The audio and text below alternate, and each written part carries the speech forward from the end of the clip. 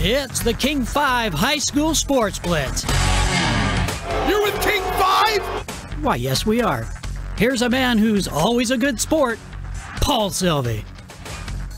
Let's get it started. The final High School Sports Blitz of the season. Show number 12, the Mount Rainier Rams in the house tonight. Special thanks to Brian Peterson, the AD out there, for helping us get the jersey. Tremaine Mack, the head football coach, has them on the right track. And remember, Mount Rainier High School is the home of state swimming champion Grace Fellner, won the 100 breaststroke. So congrats to Grace for a successful swimming season and outstanding in the pool for Mount Rainier. All right, that's the Mount Rainier plug. Thank you, Rams. Let's get right to it. A lot of football to get to tonight, and we get started up and down the map. We got a lot of things to get to. We'll start with Mount Si and the Wildcats hosting the Vikings of Puyallup. Buckle up, folks. Lots of scoring in this one.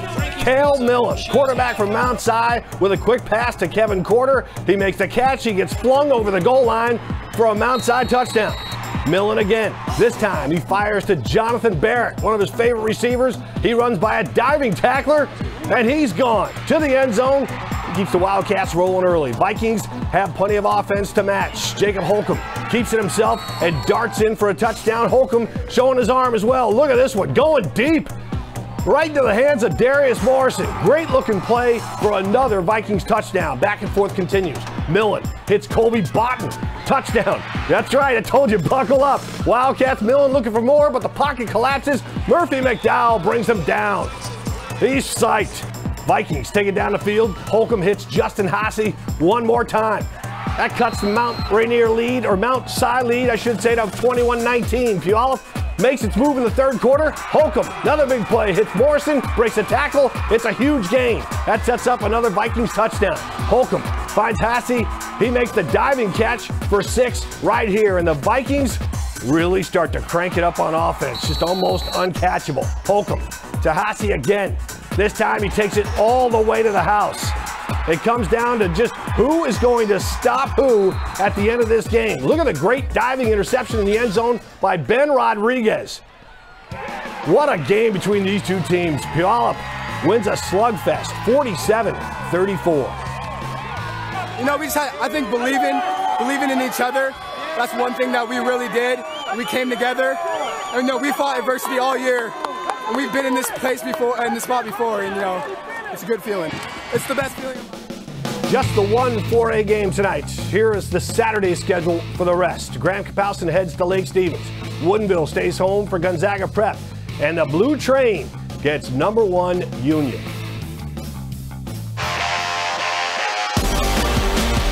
It's time for the King 5 Big Game. This is the final show. Chris Egan's bringing us the final big game of the season. Fife going at it tonight against Black Hills in the state quarters. And you know what? You had to wait a long time to see scoring in this one, but it was a fantastic finish. Chris, take it away. I tell you what, Paul, 2 weeks in a row, we've seen some great finishes with the big game. If you like defense, this was definitely your game tonight, which is actually kind of surprising when you consider that undefeated Black Hills came into this game averaging over 42 points a game. But tonight, the Trojans from Fife shut them down. The Trojans are fired up, and Black Hills is red hot. The Wolves going after their 12th straight win. Black Hills is Jaden Cody to Taylor Simmons, 24 yards on the play, but Black Hills can't score, and there's no score after the first quarter. Second quarter, lots of big hits and tackles. Lucas Johnson and Zach Lovelace coming together for the sandwich tackle. No score at the half. After Fife principal Brandon Bakke led us on a cheer, the Trojan defense comes up big. Gannon Guinness with a huge interception in the red zone. No score after 3 quarters of play. Under 5 minutes to go in the game. Still no score, but that changes quickly. Gannon the Cannon Guinness finds Ethan Polakar, 55-yard touchdown, and Fife now leads it 7-0. Black Hills tries to answer back. They get a little tricky, but they're not fooling Judah Graham. He gets up and makes the interception, and then a nice return to give Fife some great field position. Then Guinness seals the deal with the run of the night. An incredible rushing touchdown. Fife wins it. They're off to the semifinals, 14-0, your final. No Fife high school team has ever been in the state semifinals. That is no longer a stat. How does that feel, Coach? That feels incredible. My family's up there, and they're screaming. We talk about over the hump, get over the hump, and we're all doing our over the hump, and I'm up there, and I'm bawling like a baby, and it's awesome. It's just awesome. Oh, what a night for Coach Nevin and the Trojans. By the way, this was Coach's 100th career victory. Congratulations to him. His players after the game told me this is the first time ever that they have seen their head coach cry. Coach then told his players this will be the first time ever we've actually had to practice on Thanksgiving Day. Team looking pretty excited about that. They will face off now against the winner of Tumwater and Linden. That game will be up in Linden tomorrow. The semifinal game will be down at Fife, more than likely at Sunset Chevrolet Stadium, where they played their first round game. We will have much more from the big game coming up a little bit later on. And Paul, talk about class. How about Black Hills? An undefeated season, league champs, a tough loss tonight. They came over after the game and said, Chris, thanks so much to King 5. Thank you, King 5 Sports, for representing high school sports and for showcasing our team this year. They said, hey, take that back to the King 5 studio. So Black Hills, classy, even in defeat tonight. We'll have much more from the big game coming up in about 5 to 10 minutes. Paul, back to you. That's great stuff. You know, practicing on Thanksgiving, all that fun stuff for Fife. But again, Black Hills, you can't deny them. They had a tremendous season as well. Thank you, Chris. We'll get back to you in just a few. Looking forward to hearing more about that game. All right, we try to enhance your viewing experience. It's the big game replay for those of you at the big game or fans who can't be there. We're turning around the best plays from the game moments later. You can see them on the King 5 Sports Twitter page. So don't forget to follow us on Twitter at King 5 Sports. STEILACOOM traveling down I-5 to take on Hockinson in the 2A. Hawks on the drive. Quarterback Levi Crum finds Peyton Brammer, who makes a nice one-handed grab for 6. Hockinson on the drive again. It's Crum tossing this one to Nicholas Frichtel for another touchdown. STEILACOOM trying to keep this game close, and it was a good game back and forth. J.J. Lemming hands it to Jamison Willingham, who's rumbling and bumbling, and there's that phrase again. Too much Hockinson. They take down the Sentinels tonight in a good one, 35-28. 2 games in the 2A on Saturday. Tumwater gets the always tough Linden up in Bellingham. Linden is there year after year, folks. I don't need to tell you that. And Ellensburg heads to Renton to face the 4th-ranked Patriots of Liberty. Sure be another good game. Now, it's time for a musical interlude.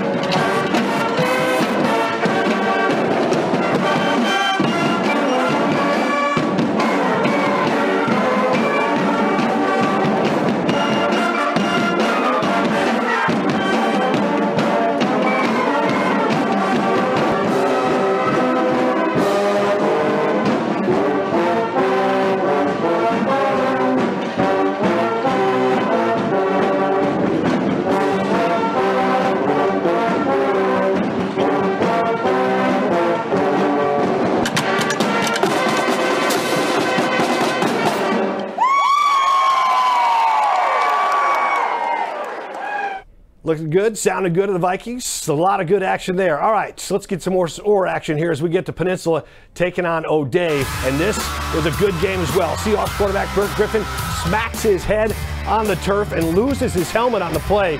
Griffin took a lot of shots in this game. O'Dea takes an early lead. Mark Tapia with 191 yards rushing and 3 touchdowns for the Irish. That's one of them. Watch Griffin get swallowed up on this play. Jalen Dixon breaking through, throws him down. Little Seahawks teamwork on this touchdown. Hunter Nordland carries Braden Potter the last couple of inches and over the goal line. Third quarter, Griffin fakes the handoff, keeps it himself. He finds all kinds of room to run. Griffin caps the drive with a touchdown run to make it 21-13 as they try to come back on the Irish. Next time down, watch what happens to Griffin. Dixon falls on top of him. Griffin breaks his femur on this play and has to leave in an ambulance. His family says he is expected to make a full recovery. That's tough for Griffin. He's had a tremendous season. Backup quarterback Peyton Bice leads one touchdown drive but gets picked off here by Henry Munch. O'Dea's defense helps to seal the win. 35-19 the final. The defending state champs advance to the semifinals. It was kind of a funny football game, you know. We never really got into a rhythm, and you got to give Peninsula a lot of credit. They just kept coming back, and you know, it was a different kind of football game. You know, I think the kids handled it pretty well. You know, it's too bad for that boy that got hurt. That's pretty sad. You know, might have been a different game because he's a heck of a football player. You know, but we did all right. Well, it feels good. You know, it was good work, hard work, good job to Peninsula. They played hard. Keyword prayers and number 5, the quarterback. But, you know, it was a good team win. I think we were a little shaky in the beginning. We couldn't really get under our feet. You know, we tried to bounce back, but, you know, just all the stuff that happened, we just tried to just get through the game. Other half of the 3A bracket includes Timberline and top-ranked Eastside Catholic. Their Crusaders defense stingy all night long. Hunter Campbell picked off at the goal line by Sam Adams. But the Blazers persevere at the other end. Campbell calls his own number. Looks like he's short, but his knees actually never touch until the ball goes over the goal line. 16-7 Eastside. And Sam Adams doing it on both sides of the ball. Up the middle, in. 35-yard romp. Crusaders up the lead. More defense from Eastside. This time it's Andrew Peterson with the pick. Peterson has counted 1, 2, 3, 4 interceptions in this game. Man, what a night. One more for the offense, and guess who it is? Yep, Sam Adams is over again, and the Crusaders right on to fight again. Eastside Catholic wins it 44-14. We wore them down a little bit. We didn't play real good on offense in the first half. Started to click a little bit better in the second, made some adjustments. They did a great job. Timberline's a great team. You know, big win for us. We got knocked out in this round last year, so our kids really wanted it bad, and they played great. So, 2 games down, 2 to go in the 3A. Beach heads south to the border to face Mountain View. Cinderella Yelm squad, the Tornadoes, face unbeaten Bellevue. It's time for our Player of the Week. All right, it's time to bust out the Player of the Week, and for that, it's not my job. It's Alec's job. Alec Dietz is here, and take us through it. My intern who gets to wear his Woodinville Falcons jersey for one more show. One more. They play tomorrow. All right. This season's last Player of the Week, and you've seen him before from the big game last week, Austin Oso from Yelm High School. Oso finished with 88 receiving yards on 5 catches, but none were more important than this final 38-yard bomb from Kyle Robinson to give Yelm a thrilling 15-14 victory over Lakes. That catch sealed Yelm's first playoff victory since 1987. And we were up the whole game, pretty much. And near the end, they started scoring, and they started leading at the last 40 seconds, I think it was. And pretty much, we thought we were down and we thought it was over, but we go out there and we run our plays like we were running, and I don't know, somehow we came up with this miracle and got the touchdown, and it's how we run the game. Clutch performance. It was really exciting. You know, I mean, he always brings a lot of energy to the game, so it's like when he made that play, I mean, everybody was ecstatic. It was crazy. It's great to be Play of the Week. I mean, I got Play of the Week too, and just, I don't know, all this stuff's coming. It's amazing, I guess. We are NK! We are NK! We are NK! Last time! We are NK!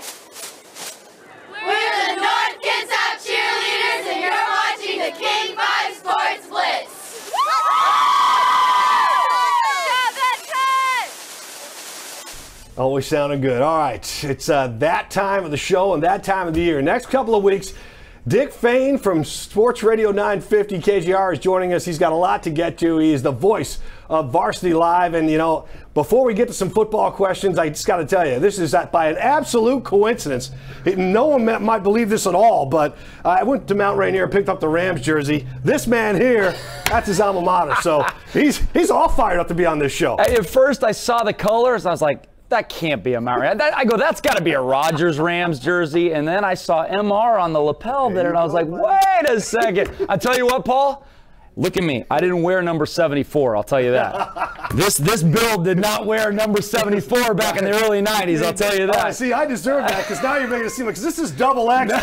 Next year it's going to be triple X. All right, you called Puyallup's win against Mount Si tonight. What did you think of that game? Well, you know, we expected a shootout, and we got a shootout, and really Mount Si came out firing on all cylinders. 14-0 right off the bat. I mean, Cale Millen was pumping his fist. He was exhorting the crowd right off the beginning of the game. We're like, okay, I mean, home team starting to come, starting to play. Let's see what Jacob Holcomb has. And he is so calm, cool, and collected. I love that quarterback from Puyallup, and he uses those wide receivers. You know, Jacob Haase with a tremendous game today for him, for Puyallup. And really the game kind of changed in the late stages of the second quarter where it's 21-12 Mount Si. And we kind of thought, all right, if Puyallup can push it in and get a touchdown right before the half, they'll take that momentum into the locker room. And that's exactly what they did. They scored right before the half, so it's 21-19. Then they get the ball back in the third quarter, and they score again and take the lead. And that was really kind of the pivotal 2 drives in the game. Millen was able to march his team back down again, but a big interception in the end zone that you showed on the highlights there, that was tough. And, you know, just kind of nice poise by Puyallup down the stretch to get a really tough win on the road. Yeah, right on the road is a good point there. That's a tough place to play. All right, we'll start with some more of the foray here. We look at the teams up north, quarterback battle between Lake Stevens, Graham Kapowson. You know the matchup there. What do you think there between Lake Stevens and Graham Kapowson? Well, you got Dylan Morris, who's been on everybody's radar forever. I mean, he was given an offer from the UW when he was like 4. So he's going to the University of Washington, and he's got an opportunity to win a state championship. It's going to be tough, though. I mean, Connor Bardew at Lake Stevens, just another in the long line of great Lake Stevens quarterbacks. So that's going to be a nice quarterback matchup to watch in that one. Kind of a toss-up game, I think. Toss-up, huh? Yeah. I don't have a lean in that one. I'll give you a lean in some of these. I don't have a lean in that one. I like it, man. That's honesty right there. All right, Woodinville, number 2, they get G Prep next. What do you think? What do you see in that one? Woodinville should win this game, but what's interesting about Gonzaga Prep is they run the triple option. Woodinville hadn't seen that all season long. But the team that faced Gonzaga Prep last week in Eastlake, who's in Woodinville's league, did see Gonzaga Prep. So maybe Woodinville can use a little bit of what Eastlake did. Now, they didn't crack the code, obviously, because they didn't win the game against Gonzaga Prep, but maybe Woodinville can use a little bit of that and see some of the talent that they know very well from Eastlake and how they fit. I like Woodinville. I think they take care of business because, I mean, Eastern Washington teams don't usually come over to the West. They've been protected for the most part.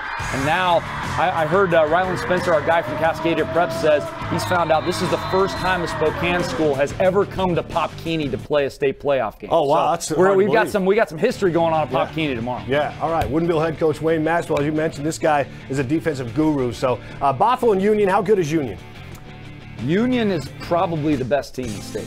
They're probably the best team in state. I mean, they've got a tremendous football team. They've got, you've got a situation with Bothell, though, where they're peaking at the right time. I mean, Tom Bainter is as good a coach as there is in the state of Washington. He's been doing it for a long, long time.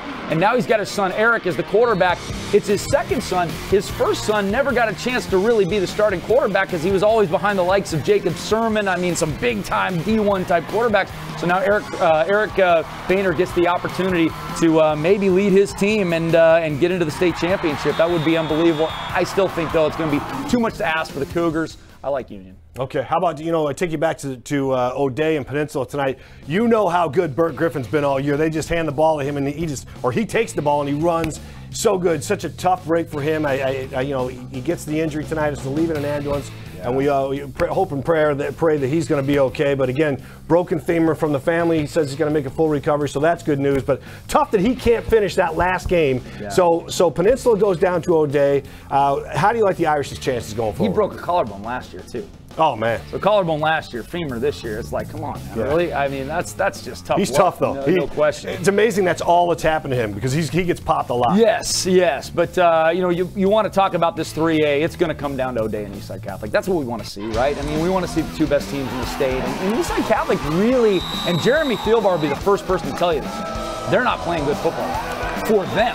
I mean, they're playing good football for everybody else in the state, but they're not playing good football for them. Their defense really stepped up and won that game for them tonight. Their offense, Sam Adams got the touchdown runs, but I get a shout out to Andrew Peterson. I believe he had 4 interceptions today. Did he end up with 4 officially? At least that was what was written in my script, Dick. And so if he didn't have 4, I'm a liar. That's unbelievable, man.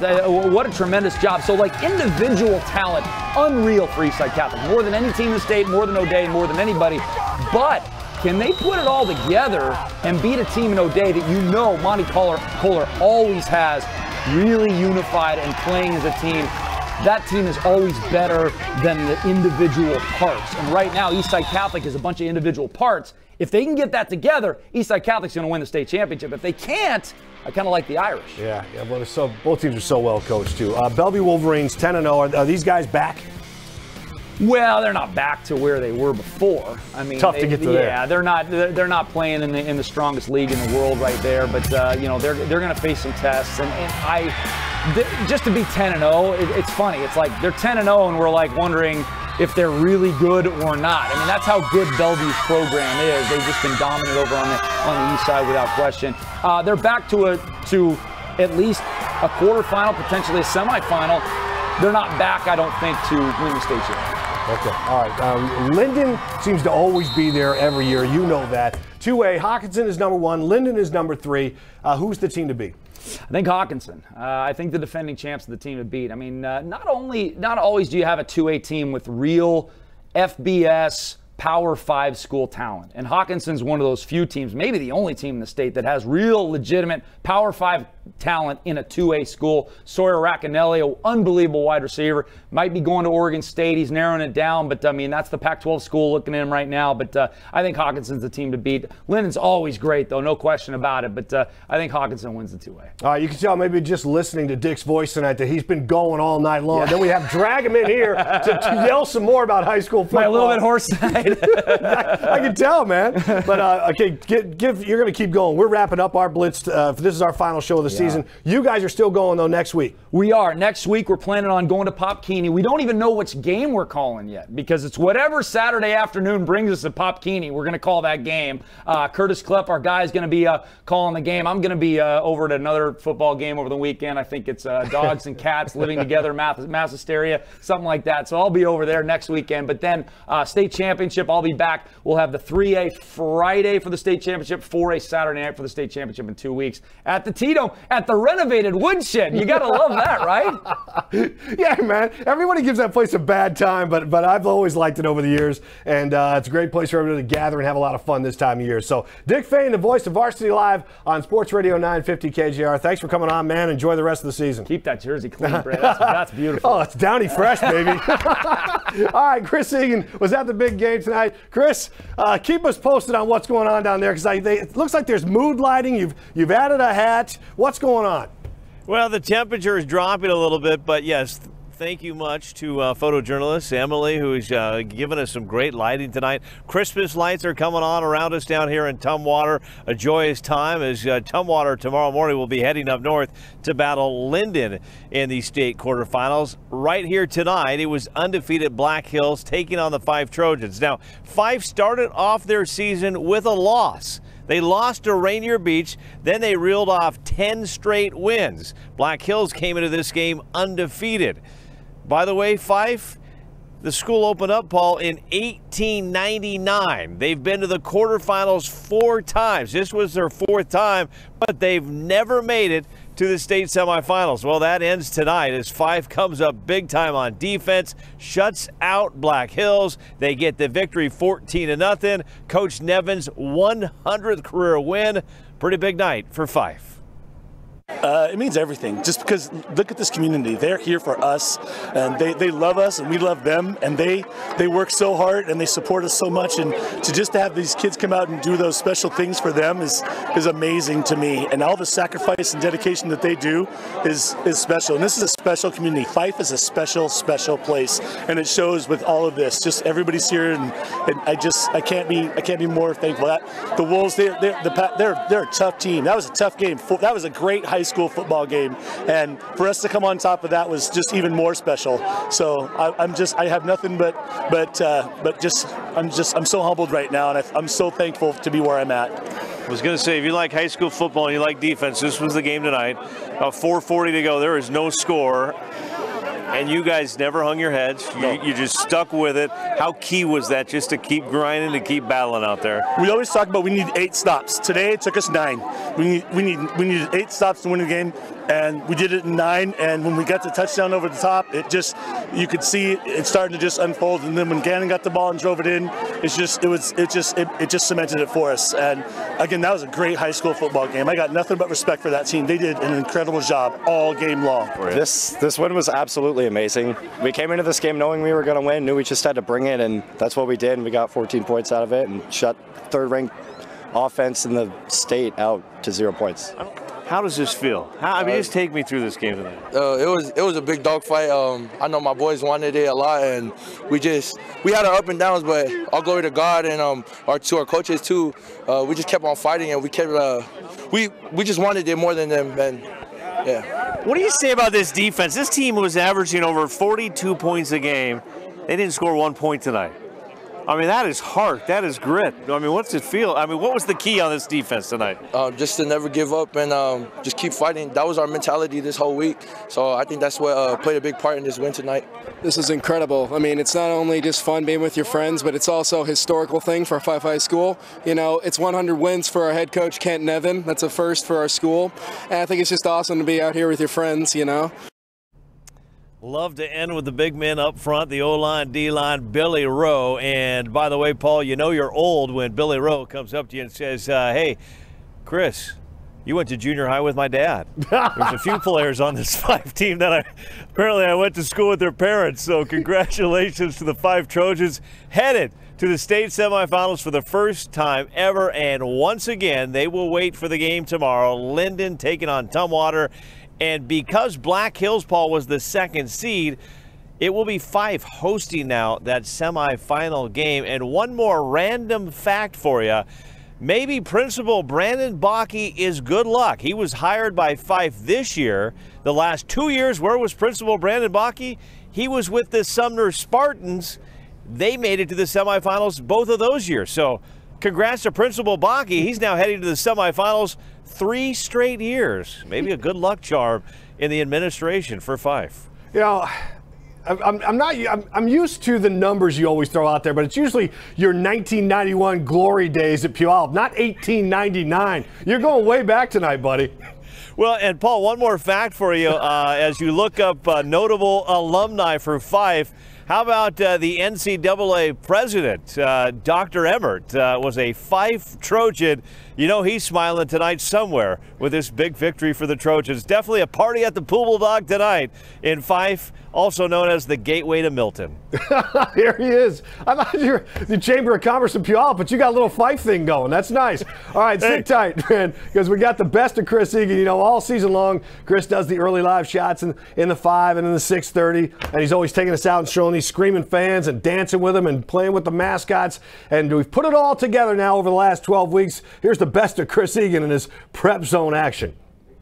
I have the pleasure to introduce to you the 1958 state champions from Bethel High School. Go Braves, huh? Go Braves. You got it. Even Twister the Tornado was feeling good. Sorry, Bill Paxton and Helen Hunt. Looks like I made a friend with the tornado. I've been knocked out before live on.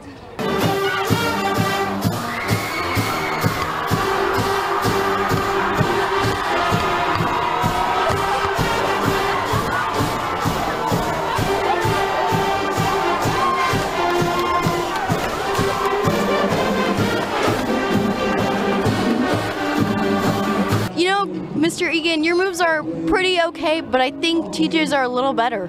You're talking about TJ on your team right here. Yeah. And you said pretty okay.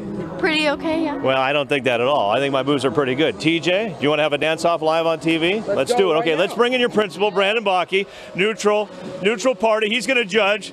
You take the mic. TJ, let's do this. You and I. Go ahead. Here we go. Are you ready to go? Okay, Egan's got his hands full with TJ, folks. Paul, you got to check this out. Oh, a matrix move. Egan's using his New Kids on the Block 1991 dance moves. Oh, a little Fortnite action for you. I'm sorry, Paul. It is not looking good for Egan. Jag Nation with an awesome thank you to the King 5 crew. Dad, thank you for being an inspiration to me, but not just to me, but the whole city of Puyallup. You are living proof that if you have a drive and a goal that you can achieve everything. You're my biggest inspiration, my #1 fan, and my #1 supporter. Thank you for all you do for me, and I love you so much. Thanks, Dad.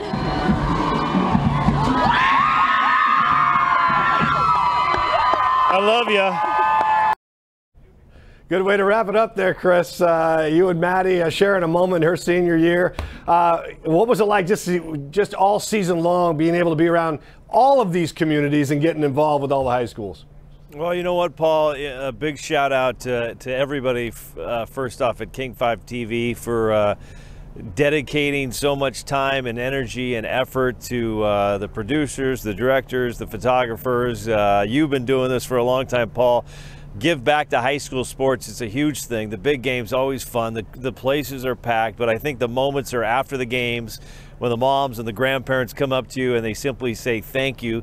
Thank you for giving us coverage. These kids, it's not easy nowadays, Paul. All this social media stuff going on.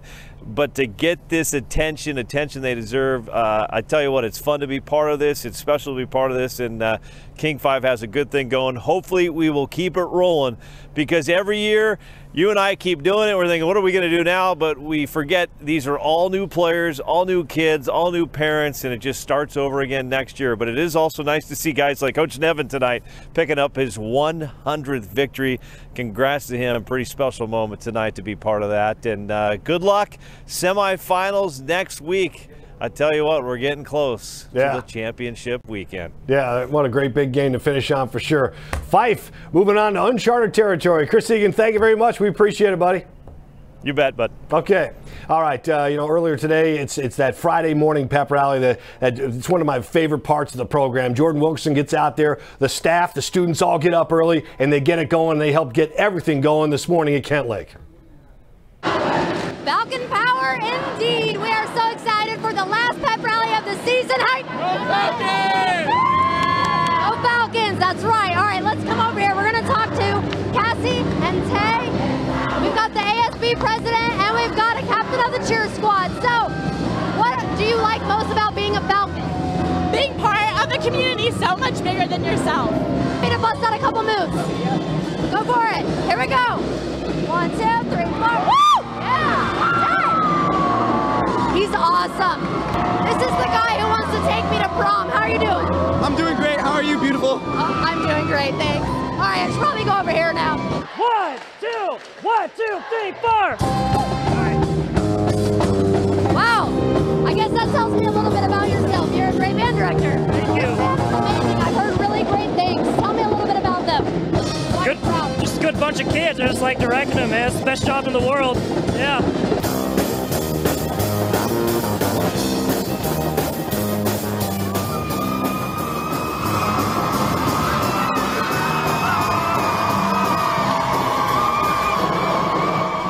Another great crowd in the morning. The Kent Lake Falcons getting it done out there with Jordan Wilkerson. All right, we have to wander over to Jen King, who's become a staple as this program has progressed throughout the season. I'm not quite... Oh, there it is. I hope that's a capital G-O-A-T and not small. Look at you. I like that. The mask, the sign. Jen King, everybody. Every week it's something different. So she has set a new standard for next year's shows. Thank you, Jen. All right, let's go over and check out Joel real quick. Joel's the one who puts together the top 5. We only had, 5 games to choose from tonight. Yeah. So top 5 plays, you all set there? Yep, everyone gets to play in the top 5. Yeah, every team gets to play? Yep, everyone gets in there. Okay. So, hey, you know, way to go. He's done. He can tell. I come over there for a little comic relief. All right. All right, let's get to it. Number 5, the top 5 plays of the week. And we're going to get it to Peninsula's Braden Potter, who checked out the second and third effort by the senior. He won't be denied. Potter should have been stopped at 5, but Hunter Nordland says not today. The offensive lineman helps carry him into the end zone. Potter needed to reach for it. Good for 6 points in our number 5 play of the week.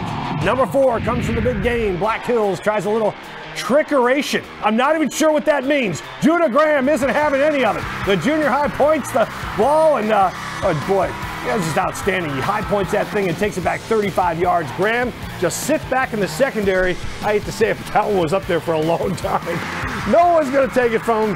That play starts a run of defensive plays in the top 5. Number 3, Mount Si. Looking to score. Puyallup's Ben Rodriguez makes this look pretty easy. Picks it off in the end zone. Diving catch off the much heralded Cale Millen. The Vikings got really stingy in the red zone against Mount Si. First team SBSL 4A defensive back comes up with a huge play in the win by Puyallup over Mount Si. That was a fantastic game tonight. Number 2, Eastside Catholic's Andrew Peterson with the cat-like reflexes. That's why Jen was wearing the mask. What was that? Tiger mask. Picks off the pass. The Crusaders captain has 4 interceptions in the game, but this one is sweet. He pops up in the passing lane and snags it. Number 1, Hawkinson's Peyton Brammer breaks up the defensive plays, makes a spectacular one-handed grab. Good choice, Joel Knepp. Tremendous. Man, down to the 2-yard line to set up a touchdown. Quarterback Levi Crum throws a dime where only Brammer can catch it. That's outstanding. One of the best of the year for sure. The Hawks receiver looking like Seahawks receiver David Moore with the one-hander there. We'll take it. And that's going to do it for our 3rd season of the High School Sports Blitz. 12 shows down. We're looking forward to next year already. Tony White has helped stack this thing all year. He's the voice you hear at the start. Oh! I didn't see that coming. All right. Gabi, she's writing all the scores. You guys got me there. Jen, very nice, very nice. Come on out here, you guys. I like it. I like it. That was fun. Gabi, Alec, thank you guys for putting all the scores and putting up with us all year. Get over here. I've been in the center stage enough. Jen, come on out here. Say hi to your family. All right. And Joel, of course, with the plays of the week and all the other stuff he does to slam it all together for us. Just put it on those 4 guys. You know, I've been on enough. And Tony White, as I got to, he starts and finishes this show. Joel Knepp doing all that stuff. Thank you to Heather, Brett, Ryan, Keith for doing all the stuff behind the scenes and keeping it as smooth as possible. Thank you very much for that. Great celebration at the end. We will see you next year. But for now, here's some of the great plays. Thank you.